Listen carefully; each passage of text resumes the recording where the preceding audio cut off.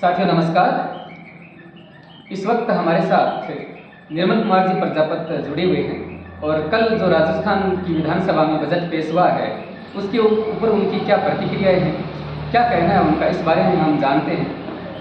सबसे पहले हमारे चैनल पर निर्मल जी आपका स्वागत है। जी धन्यवाद। आपका भी इस महत्वपूर्ण चर्चा में स्वागत है। जी, सबसे पहला सवाल कि कल जो बजट पेश हुआ है उस पर आपकी क्या प्रतिक्रिया है? देखिए, हमें सबसे पहले ये समझना चाहिए कि सरकारें जो बजट पेश करती है साल दर साल, जी, उस बजट की समीक्षा भी होनी चाहिए कि उन्होंने क्या क्या घोषणाएं की है और वो घोषणाएं पिछले एक साल में कितनी लागू हो पाई। जी, निश्चित रूप से राजस्थान सरकार के बजट में कुछ चीज़ें हैं जिनकी तारीफ की जानी चाहिए। सबसे पहले मैं उनके ऊपर चर्चा कर लेता हूँ। जी, आज महंगाई से आम जनता पूरी तरह त्रस्त है। बिल्कुल। जब भारत सरकार का बजट आया था तब उम्मीद थी कि कुछ न कुछ राहत पेट्रोल डीजल रसोई गैस के दामों में भारत सरकार आम जनता को राहत देगी, लेकिन वहाँ पे निराशा हाथ लगी। जी, राजस्थान सरकार ने रसोई गैस के ऊपर जो सब्सिडी के रूप में घोषणा की है, जो उज्ज्वला योजना के कनेक्शन है, उनके सिलेंडर 500 रुपये में, ये निश्चित रूप से आम जनता को महंगाई से राहत देने का काम किया है। वो एक अलग विषय है कि वर्तमान में उज्ज्वला गैस कनेक्शन के कितने कनेक्शन है जो सुचारू रूप से चल रहे हैं। जी, ये आगे भविष्य में समीक्षा होती रहेगी। दूसरा, जो घरेलू उपभोक्ताओं को निःशुल्क बिजली के रूप में 50 से 100 यूनिट किया है। ये भी एक आम आदमी को, गरीब को रिलीफ देने का काम है। और उसके साथ साथ चिरंजीवी योजना में सरकार ने जिस तरीके से वाहवाही लूटने की कोशिश की है उतना कुछ तो नहीं है, लेकिन ये योजना भी बीमार पीड़ित गरीब के लिए जो 10 लाख रुपए से बढ़ा के 25 लाख रुपए किया है। जी, इस योजना की आड़ में भ्रष्टाचार होगा, उसकी तो मॉनिटरिंग की आवश्यकता है, लेकिन ये सरकार का सकारात्मक कदम है। और 5 लाख रुपए दुर्घटना पे जो बीमा है उसको बढ़ा करके 10 लाख की है। ये सकारात्मक पहलू है जिसकी हमें इस बजट के तारीफ के रूप में जी, बिल्कुल मुक्त कंठों से हमें इनकी उसके बाद में जिस तरीके से वाहवाही लूटने की कोशिश की, जी, हर योजना को इस तरीके से प्रचारित करने का माननीय मुख्यमंत्री ने प्रयास किया है कि जैसे इसके बाद में तो सब कुछ आम जनता को रिलीफ मिल ही जाएगी। आप देखेंगे, इन्होंने कहा कि हम तारबंदी के लिए ये किसानों के लिए योजना लेके आए हैं, तो आप बताएं कि पिछली बार आपने जो घोषणा की थी वो कितनी लागू हुई? पिछले 6-7 साल से जब वसुंधरा राजे की सरकार थी तब से लोगों से तारबंदी के नाम पे फार्म भरवा रहे हैं, लेकिन लागू करने के सवाल पर कितने लोगों को तारबंदी का लाभ मिला है? लोगों ने अपनी खर्चे से अपनी फसल को बचाने के लिए हजारों लाखों रुपए अपने खेत के चारों तरफ लगा करके किया है। सरकार को ये चाहिए था कि उन किसानों की सीधी सर्वे करवा करके जिन्होंने तारबंदी कर रखी है उनको सब्सिडी का अनाउंस एक पैकेज के रूप में करना चाहिए था, जो पूरी तरह इसमें नहीं किया। अब वो कह रहे तारबंदी करवाएंगे, किस खेत की करवाएंगे, लोगों ने तो कर रखी है अपनी व्यवस्था से, तो जो लोगों ने कर रखी है उसका एक सर्वे होना चाहिए था और वो उस हिसाब से करना चाहिए था। वृद्धावस्था पेंशन की बढ़ाने की घोषणा की है, लोगों को उम्मीद तो ज़्यादा थी। आज महंगाई जिस तरीके से बढ़ी है उस तरीके से जो वृद्धावस्था पेंशन जो एक सामाजिक सुरक्षा है एक गरीब के लिए, वर्ग के लिए, वो जो उम्मीद थी कि कम से कम 2,000 रुपये से शुरुआत होगी, कम से कम 3,000 रुपये से ये सामाजिक सुरक्षा जो है वो शुरुआत होगी, जिसको 1,000 रुपये के रूप में इन्होंने किया है, जो अपर्याप्त है पूरी तरह से। जी, उसके साथ साथ आपके सवालों में भी होगा जी, बाकी जो हमारे तारानगर क्षेत्र को, हाँ, हमारा आपसे अगला सवाल यही था कि अगर हम तारानगर विधानसभा क्षेत्र की जहाँ तक बात करें और जिस तरह से मतलब सौगातें मिली हैं तारानगर को, उस पर आपकी क्या प्रतिक्रिया है? तारानगर को कृषि महाविद्यालय मिला है जी, तो मैं सबसे पहले मुख्यमंत्री जी को धन्यवाद देने के साथ साथ ये भी कहना चाहूँगा कि आज कोटा सीकर के बाद में जी अगर एजुकेशन क्षेत्र में किसी जगह का नाम आता है तो वो हमारा ये छोटी तहसील हो सकती है लेकिन नाम बहुत बड़ा है पूरे देश में। जी। तो उस तुलना के रूप में जो सौगात हम इसे नहीं कह सकते, हमारे एमजेडी गवर्नमेंट कॉलेज है, इसमें कला संकाय में बहुत सारे सब्जेक्टों की आवश्यकता है, वो सब्जेक्ट भी मिलने चाहिए थे। पीजी के रूप में इस कॉलेज की घोषणा होकर के पीजी के सब्जेक्ट मिलने चाहिए थे। तो हमारे जो स्कूलों में फैकल्टी जो है वो मिलने चाहिए थे। आज आप देखो कितने सरकार ने स्कूलें कर्मोन्नत तो कर दी लेकिन उनमें अध्यापकों की स्थिति क्या है, व्याख्याताओं की स्थिति क्या है, उसके ऊपर भी एक काम होना चाहिए था शिक्षा के क्षेत्र में। यहाँ पर हॉस्टल की आवश्यकता है। हमारे यहाँ पर तारानगर में एक सिंगल खेल मैदान नहीं, स्टेडियम की महत्वपूर्ण आवश्यकता है, खेल मैदान डेवलप होने चाहिए थे। जिस तरीके से एजुकेशन का हब तारानगर बना है तो उस हिसाब से शैक्षणिक संस्थानें, खेलकूद के अवसर, ये सारी चीज़ें पैरेलल बराबर मिलनी चाहिए थी, जिसके मामले में इस बजट में पूरी तरह तारानगर को अनदेखा किया गया है।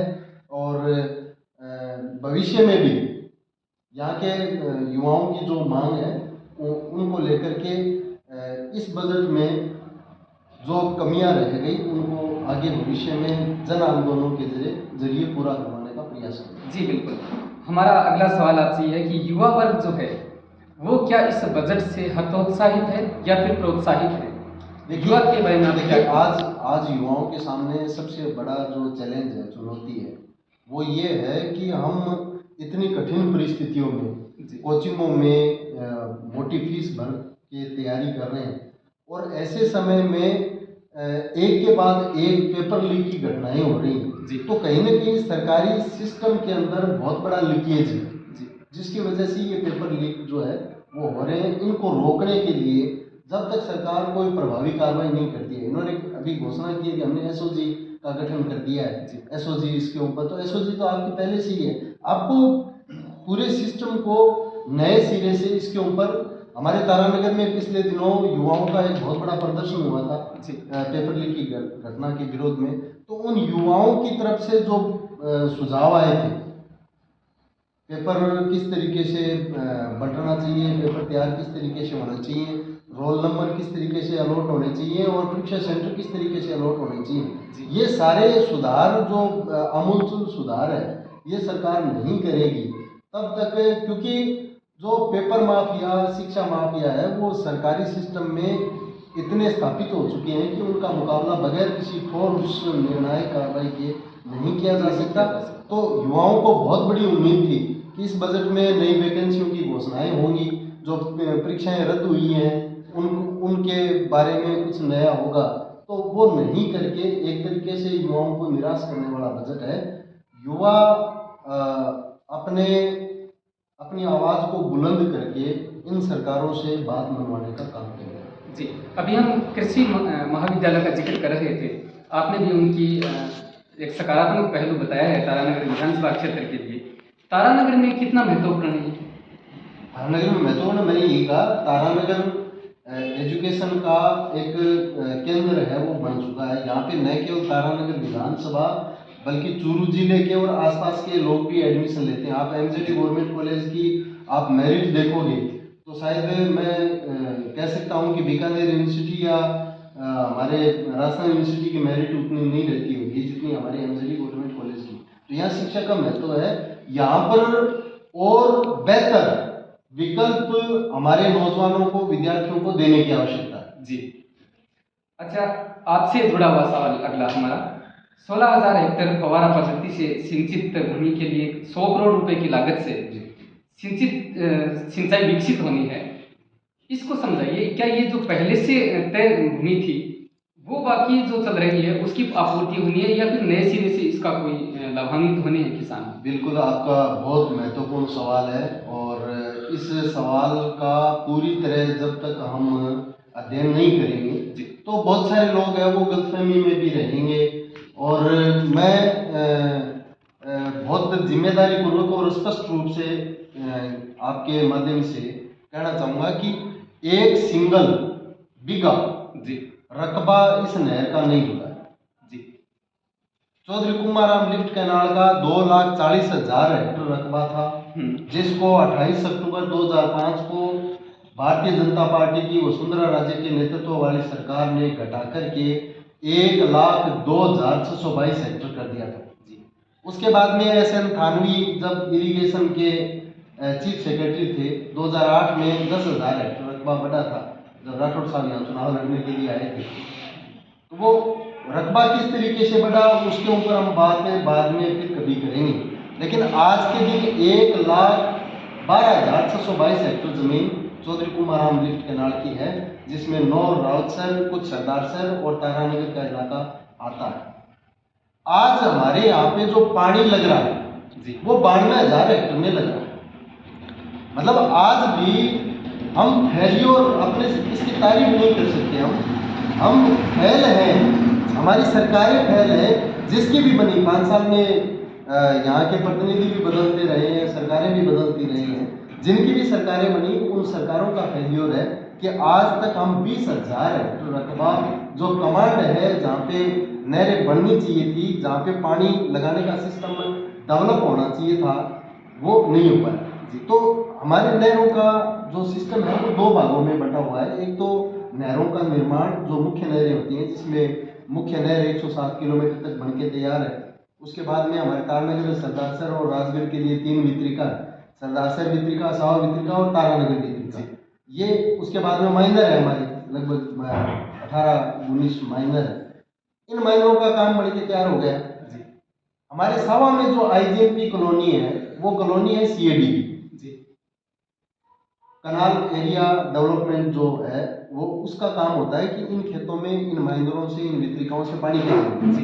तो CAD का जो दफ्तर है वो कब का ही हमारे जनप्रतिनिधियों के नाक के नीचे से सावा से राउतसर शिफ्ट हो गया।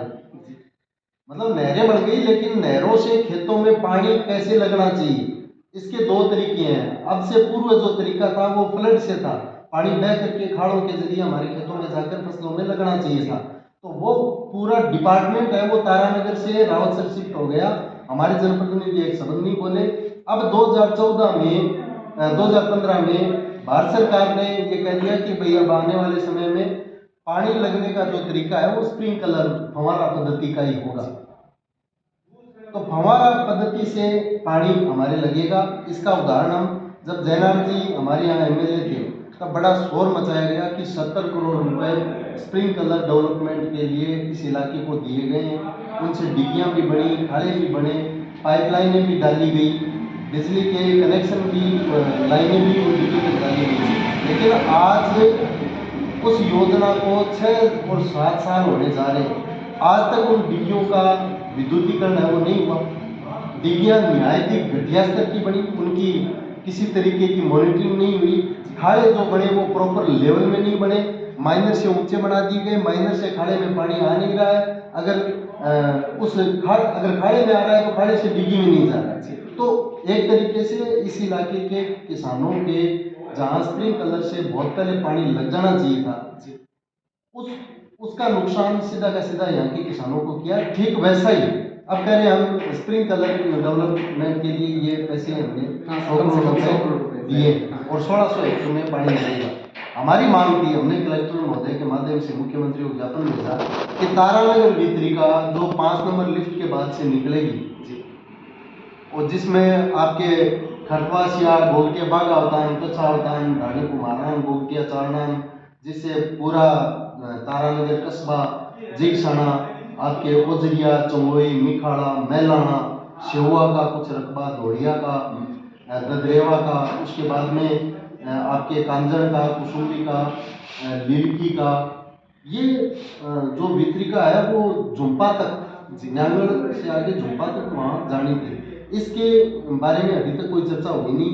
सावा वितरिका से जो माइनर निकलने थे, दिरवासर माइनर, देवगढ़ माइनर, डूमरसिंहपुरा माइनर, बाएं माइनर, बिल्मी माइनर, कांजर माइनर, इन माइनरों के बारे में कोई चर्चा नहीं हुई है। बिल्लू माइनर जो सरदारसर वितरिका है वो 49 किलोमीटर लंबी बननी थी, जिसका अभी 10-11 किलोमीटर तक निर्माण कार्य चल रहा है। तो उससे मेहरासर माइनर और बिल्लू माइनर जो बन रहा है उसके लिए बजट देना था। पानी अभी आप कौन सी व्यवस्था कर दी किसानों ने? किसानों ने अपने दम पर अपने खेत में डिग्गी बना रखी है और मोगे से माइनर से अपने खेतों में 2-2, 3-3, 4-4 किलोमीटर तक लाइन अपने खर्चे में ले जा रखी है। तो होना ये चाहिए था कि जो किसान ने अपने स्तर पे डिग्गी बना रखी है उस डिग्गी का उसको अनुदान के रूप में एक पैकेज दिया जाता, पाइपलाइन के लिए उसे पैकेज दिया जाता तो उस किसान को राहत मिलती। आज बहुत बड़ा इन्वेस्टमेंट किसानों ने कर रखा है। हमारे 3 बारी 4 बारी 5 बारी पानी मिलने होते हैं, उनमें एक बार भी पानी कट जाता है तो उस किसान को बहुत बड़ा नुकसान होता है। तो उनको इस पैकेज के माध्यम से राहत देनी चाहिए थी। नए निर्माण के लिए 1 रुपया इस सरकार ने बजट नहीं दिया है। ये बजट जो है वो जो उम्मीद कर रहे थे कि नहर का निर्माण होगा, ये पूरी तरह निराशाजनक इस इलाके के लिए बजट रहा। जी, कुल मिलाकर आपने बड़े बेबाक तरीके से समझाया है इस बजट के ऊपर। तारानगर में CHC को उप जिला अस्पताल के रूप में क्रमोन्नत किया है, कृषि महाविद्यालय मिला है, ददरेवा को उप तहसील, सावित्रीबाई फुले लाइब्रेरी के अलावा सड़क के निर्माण कार्य भी होने इस बजट में घोषणा हुई है। तो आपकी या आपके जो पार्टी के कौन से मुद्दे रहेंगे जिनको लेकर आप आने वाले दिनों में मैदान में उतरने वाले हैं? देखिए, तारानगर के हॉस्पिटल की स्थिति वर्तमान में, आप इसको नाम चाहे कुछ भी रखो जी, नाम तो जो जिसको आंख से कम दिखाई देता है या अंधा होता है उसका भी नयन सुख हो सकता है। जी, आप हमारे यहाँ देखो, जांचों की क्या व्यवस्था है, हमारे डॉक्टर कितने हैं, डॉक्टर लगा भी देते हैं तो यहाँ टिकते क्यों नहीं है। जी, ये चीजें जब तक आप गंभीरता से इसको लागू नहीं करेंगे, सिर्फ घोषणाओं से काम नहीं चलेगा। यहाँ पर चीजें लागू होनी चाहिए, लागू करवाने का काम हम करें, हमारे जन संघर्षों की बदौलत करेंगे। दूसरा, सड़कों के बारे में आप देख सकते हैं चूरू जिले की सड़कों की हालत और हमारे तारानगर की हालत, ग्रामीण क्षेत्र की हालत। अभी निर्माण चूरू से तारानगर, तारानगर से सावा सड़क, मतलब 4 साल तक लोगों को खून के आंसू रुलाने के बाद जो सड़क बन रही है वो भी टोल रोड बन रही है, जिससे आम जनता की जेब कटेगी। और उसमें भी एक बार हमारे MP साहब और एक बार हमारे विधायक साहब कह जाते हैं कि हमारे प्रयासों से बन रहा है, दूसरे आते हैं वो कहते हैं हमारे प्रयासों से बन रहा है। हम तो जब जेब कटेगी तब जनता के लिए लड़ेंगे, टोल मुक्त कराएंगे। लेकिन सड़कें बन रही है, इनकी मेहरबानी से नहीं बन रही है, टोल रोडें बन रही हैं। उसके बाद जो हमारे ग्रामीण क्षेत्र की सड़कें हैं उनको दुरुस्त कराने का एजेंडा हमने बार बार रखा है और निरंतर जन संघर्षों के माध्यम से पेच वर्क वगैरह जो भी जितना भी काम हुआ है उसमें कह सकते हैं करना तो जिसको सरकार चलाना है उसको पड़ेगा, लेकिन करवाने का काम हम करेंगे। जी, उप तहसील ददरेवा का देखिए, जैसे जैसे जनसंख्या बढ़ेगी और वैसे वैसे ये जो चीज़ें हैं, शिक्षा, चिकित्सा, प्रशासनिक, सड़कें, बिजली, पानी, ये सरकार के नीतिगत मसले हैं। आज घर घर कनेक्शन जो हो रहे हैं वो एक पॉलिसी के तहत हो रहे हैं। काम धीमा चल रहा है, घटिया क्वालिटी का मटेरियल उसमें काम में लिया जा रहा है। इसकी मॉनिटरिंग हमारे जनप्रतिनिधियों को करनी चाहिए, लेकिन वो करने में पूरी तरह असफल रहे। हम अपने संघर्षों के माध्यम से सरकार के अफसरों के ऊपर दबाव बना करके उस काम को बेहतर करवाने का प्रयास करेंगे, समय पे करवाने का प्रयास करेंगे। जी बिल्कुल। आपसे अंतिम और बहुत महत्वपूर्ण सवाल, फसल बीमा क्लेम सन 2020 और 21 का जो खरीफ फसल का है उसके लिए आपके क्या प्रयास रहेंगे? देखिए, सरकारें पूरी तरह, चाहे राजस्थान की सरकार हो चाहे भारत सरकार हो, चूरू जिले के किसानों के खिलाफ इन्होंने एक बहुत बड़ा निर्णय लिया जो राजस्थान सरकार की अधिसूचना और भारत सरकार की गाइडलाइन के विपरीत जाकर के लिया। जी, क्लेम का आकलन क्रॉप कटिंग रिपोर्ट से होना चाहिए। हमारी एक चूरू जिले के किसानों की एक छवि बना दी गई कि यहाँ के किसान तो है वो फसल बीमा ही चाहिए, इनको तो हर बार चाहिए, ये इस तरीके से। आप इस बात में आपके माध्यम से आम जनता को ये कहना चाहूँगा और जो हमारे जनप्रतिनिधि हैं उन तक भी बात पहुँचाना चाहूँगा। जी, साल में 2 बार हम प्रीमियम देते हैं। जी, प्रधानमंत्री फसल बीमा योजना से पहले मौसम आधारित फसल बीमा योजना थी। हमने अपने संघर्षों के बल पे यहाँ की जनता को लाभ दिलाया। 2016 में योजना लागू हुई, क्लेम 0, 17 में 0, 18 में 6 दिन भूख हड़ताल। मैंने और उमराव सिंह ने तहसील कार्यालय के सामने 5 मई से 11 मई 2018 को भूख हड़ताल की। उस भूख हड़ताल के बाद में क्रॉप कटिंग रिपोर्ट प्रॉपर तरीके से शुरू हुई उसका लाभ 18 और 19 में यहाँ के किसानों को मिला। खरीफ 20 में हमारे ज़माने की स्थिति थी 1 रुपया क्लेम ना बढ़ा ना हमने मांग दी। 20-21 रबी का आया, 21 की खरीफ का जब क्लेम आया उस समय बीमा कंपनी के ऐतराज को जयपुर ने अधिसूचना के प्रावधान को बाईपास करते हुए, नजरअंदाज करते हुए, उसमें स्पष्ट प्रावधान है कि कोई भी किसी तरीके की कोई आपत्ति होगी तो वो जिला कलेक्टर की अध्यक्षता में जो फसल बीमा की सतर्कता समिति बनी हुई है वहाँ रखी जाएगी। वहाँ के निर्णय से जो असंतुष्ट हैं वो बीमा कंपनी भी हो सकती है, बैंक हो सकती है, किसान भी हो सकते हैं, वो राज्य में अपील करेंगे और राज्य के बाद में केंद्र में अपील होगी। इन्होंने सीधा राज्य में अपील को स्वीकार किया और ये फैसला किया कि क्रॉप कटिंग रिपोर्ट की बजाय सैटेलाइट से यहाँ क्लेम दिया जाएगा। बाला बाला किया, किसी को सूचना इसकी नहीं हुई, हमारे जनप्रतिनिधियों की भी नहीं हुई। और हालांकि ये सूचना के फसल बीमा में ज़्यादा कोई रुचि रखते भी नहीं। राजस्थान सरकार के फैसले को भारत सरकार ने मान लिया, जिसके खिलाफ हम लड़े। राजस्थान सरकार के फैसले को हमने बदलवा दिया है। भारत सरकार अभी बीमा कंपनी की तरफदारी में लगी हुई है।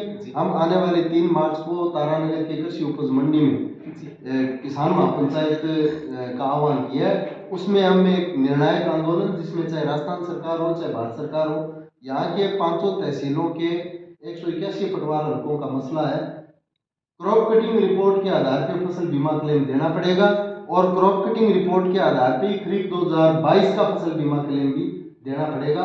21-22 का जिन किसानों का क्लेम बाकी है उनका भी हम जल्दी दिलवाने का प्रयास करें। जी, एक छोटा सा सवाल और सर आपसे, इस वर्ष क्या है कि जो चने की और सरसों की फसल है वो पाले की चपेट में आ गई है जी, उसका सर्वे हो चुका है या होने वाला है, इसके बारे में हमारे दर्शकों को थोड़ा आपने बहुत मजेदार सवाल किया है। सरकारों ने जैसे ही फसल नष्ट हुई पाले से जी, तो अखबार, टेलीविजन, सोशल मीडिया के माध्यम से बड़ी वाहवाही की कि हम गिरदावरी रिपोर्ट करवा रहे हैं, किसानों को मुआवजा देंगे और बीमा कंपनियों के टोल फ्री नंबर जारी कर रहे थे कि यहाँ सूचना देकर के आप सूचना दें। तो आपके माध्यम से मैं ये बड़ी जिम्मेदारी के साथ कहना चाहूँगा कि ये सिर्फ और सिर्फ सरकारों का दिखावा है।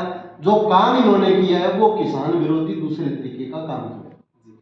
किसान को सरकार अपनी गिरदावरी के माध्यम से जो क्लेम देती थी, अभी इन्होंने कोटा के अंदर एक काम किया पिछले साल, वो ये किया कि जहाँ क्रॉप कटिंग में खराबा आ जाएगा जिससे फसल बीमा क्लेम मिलना तय हो जाएगा, वहाँ पे सरकार आपदा राहत अनुदान कोष का हमारे यहाँ जैसे 13,600 रुपये देती है वो नहीं देगी। ये कैसा निर्णय हुआ? फसल बीमा अपने आप में एक अलग चीज है, उसका हमने प्रीमियम जमा करवाया कंपनी में।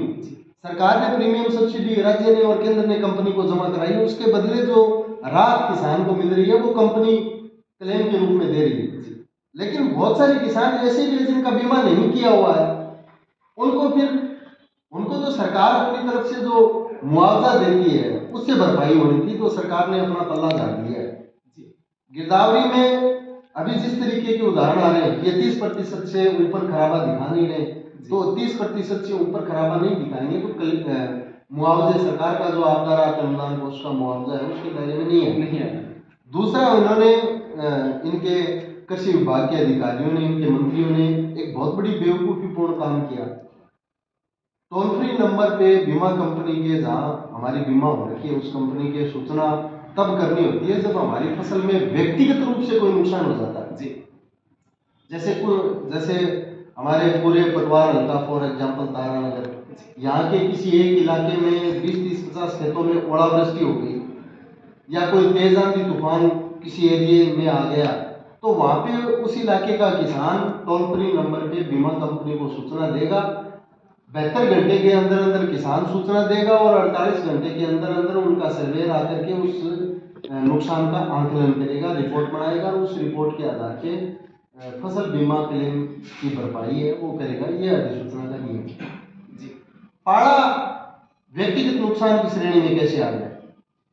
पाला तो कोई क्षेत्र विशेष में तो पड़ता नहीं है, ये तो व्यापक स्तर पे पड़ता है प्राकृतिक। और ये तो आप देखें गंगानगर से लेकर के उदयपुर तक बर्फ जमने का 13, 14, 15, 16 जनवरी को बर्फ जमी है। तो ये तो एक व्यापक जो नुकसान है उसकी श्रेणी में है जिसका मेजरमेंट जो नुकसान का है वो क्रॉप कटिंग रिपोर्ट में होना है, जो फसल कटाई के समय शुरू होगी। लेकिन हमारी सरकारों ने, हमारे जनप्रतिनिधियों ने, हमारे अधिकारियों ने, जिम्मेदार अधिकारियों ने गिरदावरी रिपोर्ट के नाम पर और बीमा कंपनियों के टोल फ्री नंबर जारी करके अपनी जिम्मेदारी से बचने का काम किया, लेकिन हम इससे बचने नहीं देंगे। हम प्रॉपर जो नुकसान हुआ है वो क्रॉप कटिंग रिपोर्ट में करवाएंगे, उसके बदले फसल बीमा के रूप में, और सरकार जो कोटा का फार्मूला या चूरू में या राजस्थान के दूसरे जिलों में लागू करना चाहती है वो हम होने नहीं देंगे।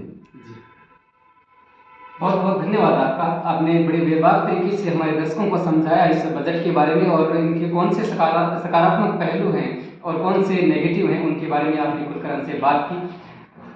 आप सभी दर्शक हमारे साथ जुड़े रहे। धन्यवाद।